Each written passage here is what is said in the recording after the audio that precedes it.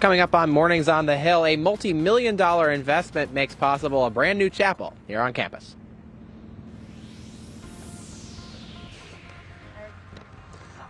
I'm live in Manly. It says Taco Bell has a new look in central New York. More on that to come. And it's a little freezing out here. I'll have more on your weather coming up.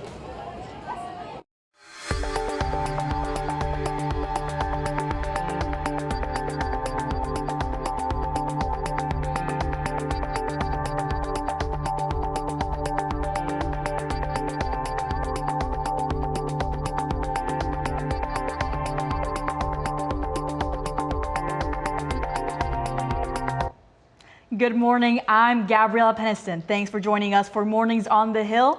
And I'm Troy Jun. Here's a look at today's top story. Up first, you may have noticed the light and cross tower recently lit up over Frat Row and the brand new chapel attached. Our Luke Radel spoke to SU's Catholic chaplain about their multi-million-dollar expansion. Good morning, Luke.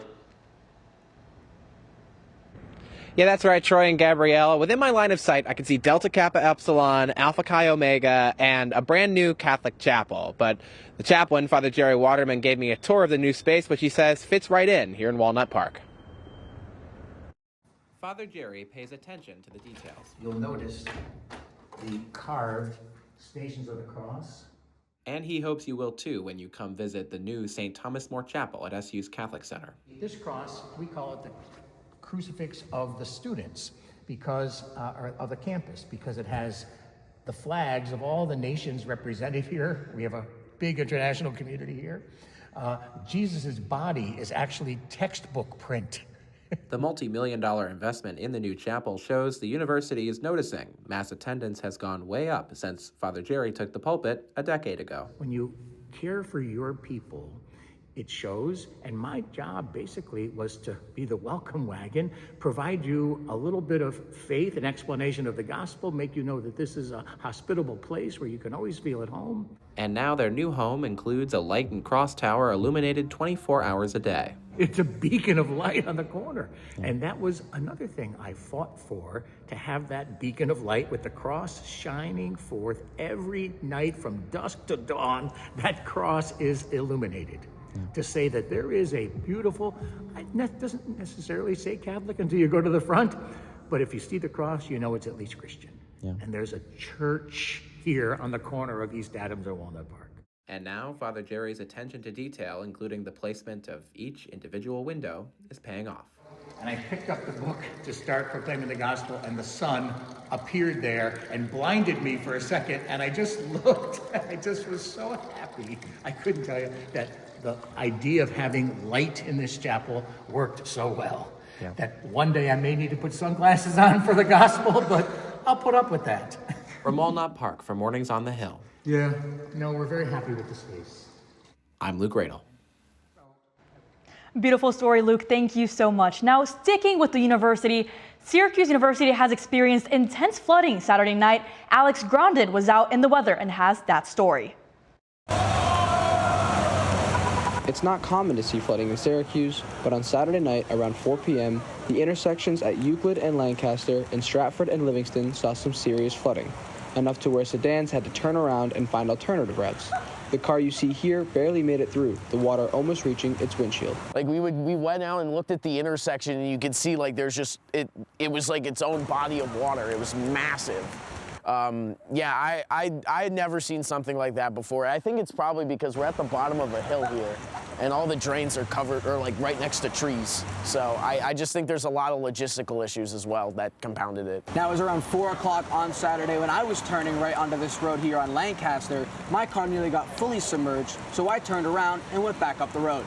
Yeah, we called 311, but it took them about like an hour or two to even come out. We were concerned that if it had started snowing again, or if it even frozen, it would just become this massive like puddle in the middle of it, or a frozen puddle in the middle of an intersection. Syracuse is expected to see more participation throughout the rest of the month. The city of Syracuse recommends residents clean up their leaves and keep them off the street to ensure there is no further flooding. Reporting from Mornings on the Hill, I'm Alex Grondin. Now, Alex did reach out to the Department of Public Works for comment, but they unfortunately did not answer. Gabrielle, thankfully today's weather is not looking like that, but it is still pretty chilly outside. Yeah, I was about to say, like, even if it's not raining, I still do think it's very cold outside. But Holden Sherman is outside now with an update on today's weather. Guys, it's hovering around freezing temperatures right now. It's 33 degrees, but the good thing is it actually is 33 degrees. It's not one of those days where the temperature's 47, but it actually feels like 39. It's a pretty dry 33 degrees too. No wind coming, so it's not like you're walking one way and the wind is blowing you in the opposite other, but it's so cold that for my microphone right now, I have my photographer's glove. So it's going to continue to stay dry. It's going to continue to stay not very windy, but you need to make sure you've got layers. And after about 3:30, it's going to continue to get even colder. I'll have more on your regional weather and your local weather coming up. Guys? Thanks, Holden. I had to wear 3 layers to the studio today. Syracuse University's, meanwhile, their Operation Orange Warm-Up is gathering clothes for vulnerable members of the community. Boxes can be found at Hendricks Chapel, Shine, and Goldstein Student Centers. At the warehouse downtown, the program is in its 4th year.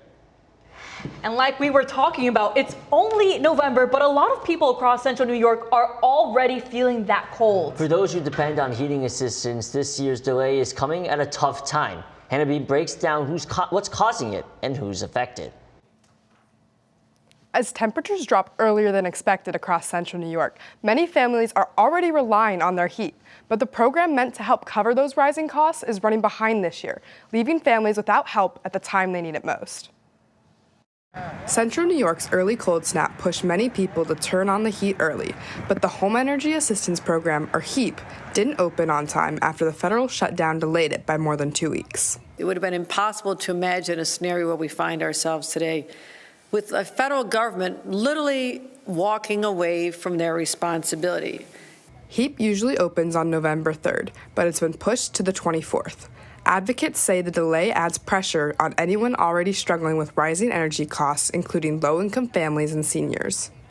This shutdown delayed our ability to get home heating assistance out to people who need the support. They withheld $400 million here in the state of New York alone. Community groups say worry is rising as winter bills approach. Statewide, over 1.2 million households are already past due. This delay in starting a program that's supposed to help people with those utility bills is just cruel. And we cannot stand idly by here in the state of New York while that happens to our people. The state expects HEAP to open up next week if funding comes through, but advocates warn that even a short delay can leave vulnerable residents with few options as temperatures drop this early. In the meantime, residents can apply for emergency energy assistance or monthly bill discounts while they wait for HEAP to open. For Mornings on the Hill, I'm Hannah Beam. Thank you, Hannah. Now, coming up on Mornings on the Hill, it's time to go up an octave because we've got a recap from Sunday's choral concert. Stay with us.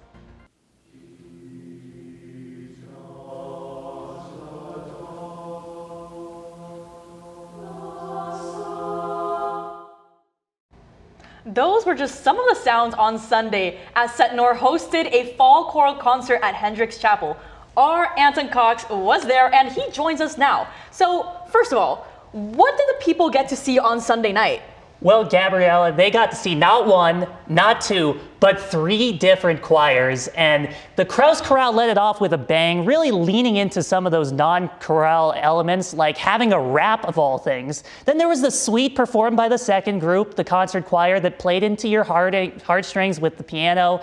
And then I think the story of the night, though, goes to the third group, the University Singers. In this story of perseverance, they were conducted by T.A. Ashley Vance, stepping in while their director, John Warren, has been out. Their pieces were dynamic and through it all. They just didn't miss a step. I was kind of curious, just touching on there, what kind of atmosphere was it like, especially at a venue like Hendricks? It was very festive, to say the least, which is, one thing in November, but you saw students and professors out there and families old and young as well with smiles on their faces, just very engaged with each sort of performance per se. Those two aspects, because I think the broad theme of this concert was the idea of opening up hearts, which I feel the night sort of achieved.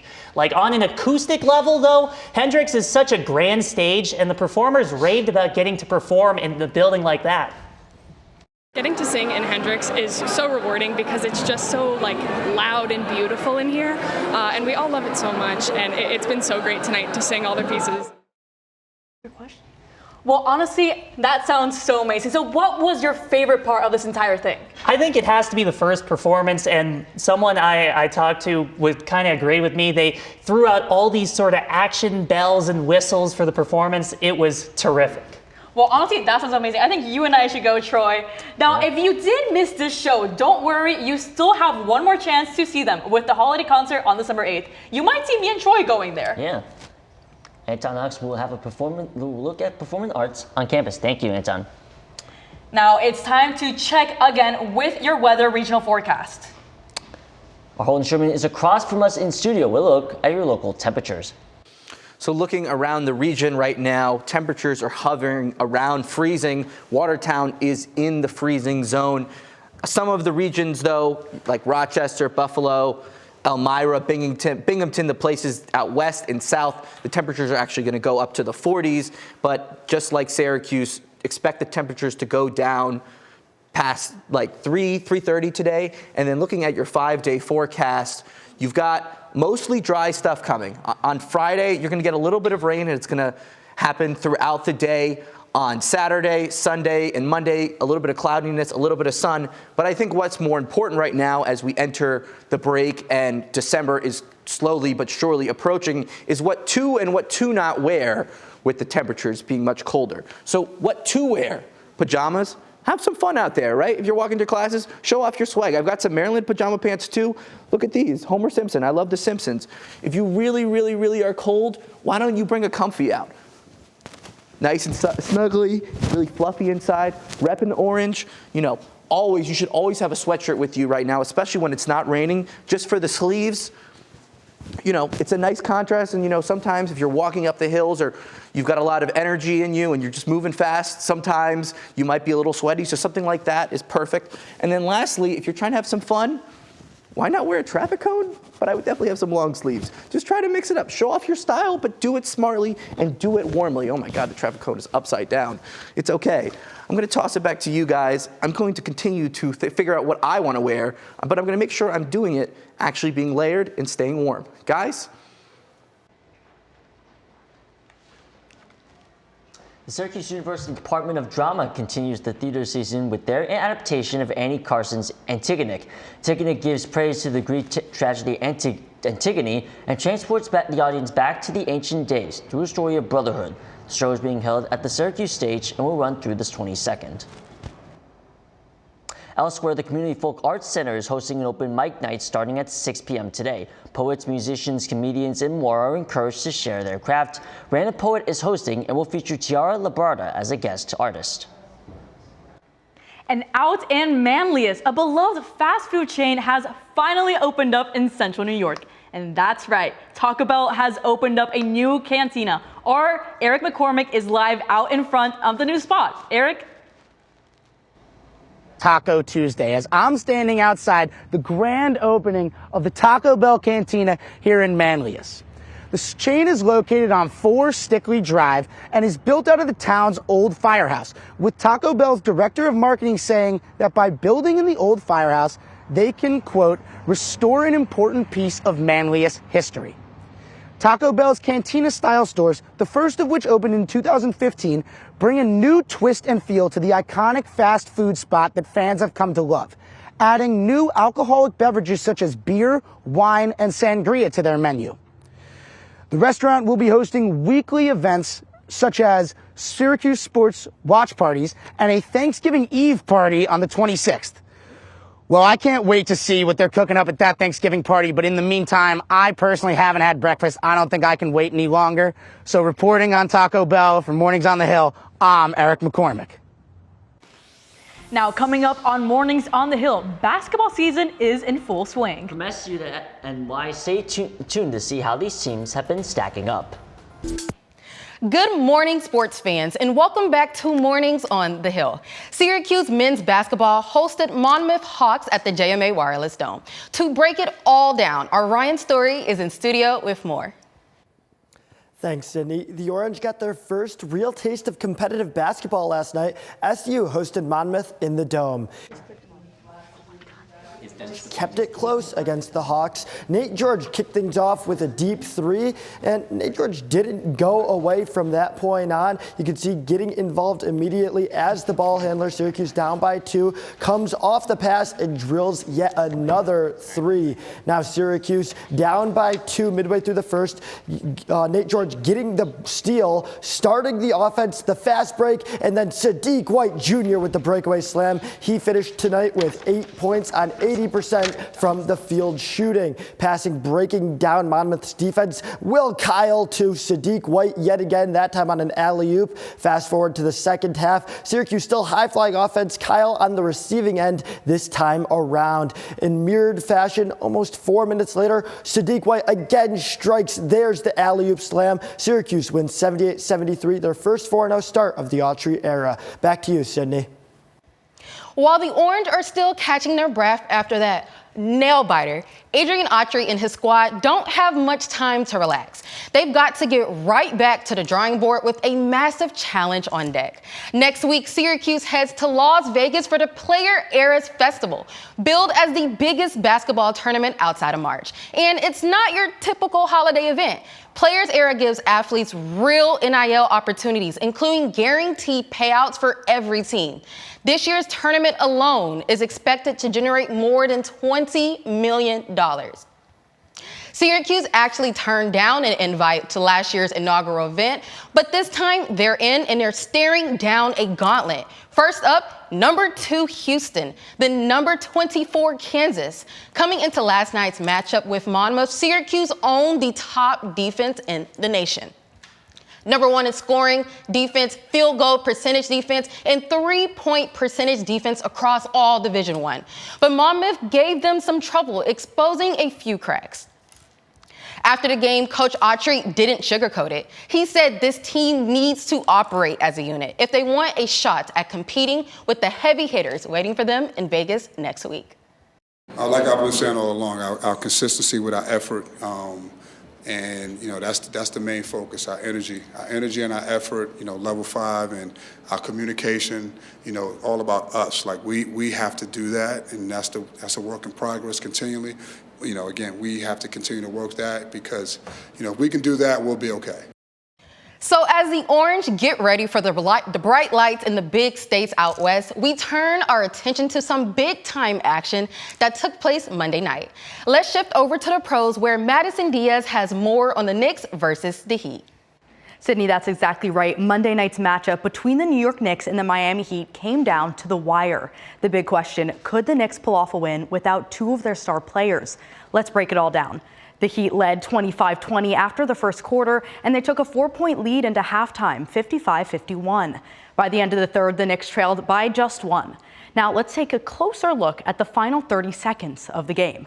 Knicks trail by 3 as Landry Shamet pulls up for a 3. He misses, but Josh Hart with the rebound passes it to Karl Anthony Towns, who pulls up for the 3, and he drains it. 1-point game with less than 23 seconds to go. 9 seconds left. McBride drives layup against the glass. He misses. Towns with the rebound, but he's blocked. He tries again, and that's no good. That's game. Knicks lose 115-113. Towns led the way for the Knicks with a double-double, 25 points and 15 rebounds. For Miami, Kel'el Ware also posted a double-double, finishing with 16 points and 14 boards. New York plays on the road again tonight against Dallas. OG Anunoby will not play and isn't expected to return for at least another 2 weeks due to his hamstring strain. Jalen Brunson, on the other hand, is questionable with his ankle injury, and his status will likely be a game-time decision. Tip-off starts at 9:30 in Texas. Sydney, back to you. Still to come here on Mornings on the Hill, the Landmark Theater is defying gravity and a Labubu parade float. Those stories and more just ahead. Welcome back to Mornings on the Hill. Now let's look at the entertainment updates for this week. Amelia Zhang joins us live in studio with these updates. Hey guys, let's look at entertainment for what we have today. Along with the theater release Wicked for Good on November 21st, the musical Wicked tour is coming to Syracuse at Landmark Theater. This tour will feature the latest version of the Tony Award-winning musical that was created in 1995. The show usually starts at 7:30 p.m. on workdays, but more options are available on weekend. The musical will present from December 3rd to December 14th. Tickets are now available on Ticketmaster. You can choose price from different options. Their lowest of $39 and highest of $169. The Simpsons has called off another longtime character. Springfield's first church organist, Alice Glick, suddenly died in mid of a sermon. This was during the season's 37th episode, Sashes to Sashes, on Sunday night. Since 1991, this character appeared in the Simpsons show for 35 years and 34 seasons. The executive producer, Tim Long, has confirmed Alice's death. Fans of the show rushed to social media and reacted to the surprising change. And Macy's will hold their annual Thanksgiving Day parade on Thursday, November 27th. 7 new floats and 5 balloons will show up at the parade for the very first time. Macy's released pictures and revealed topics like Labubu, Stranger Things, Legos, a land of glaciers, made of chocolatier balloons, rooms, and counting sheep string generator. Goldfish will present the littlest float that they generated for the parade, which will have a tiny truck with even tinier float in the back. The 5 new balloons will bring us new characters like Buzz Lightyear and Mario. With all of those fun happening in Thanksgiving, I hope you enjoy the holiday season this year. Now back to you guys. Thank you so much, Amelia. With Thanksgiving ahead, let's take a look at the traffic heading into the holiday break. We won't be on next week as... Oh. Here's a look at our temperatures for Friday throughout the region. We might be getting some rain in the Midwest, mostly dry on the East Coast. But before we go, just like many of you, next week we will be spending time with our families, getting in arguments about whether AI is taking over the world and stuffing our bellies on Turkey Day. But before we go, we all want to wish you all Happy Thanksgiving!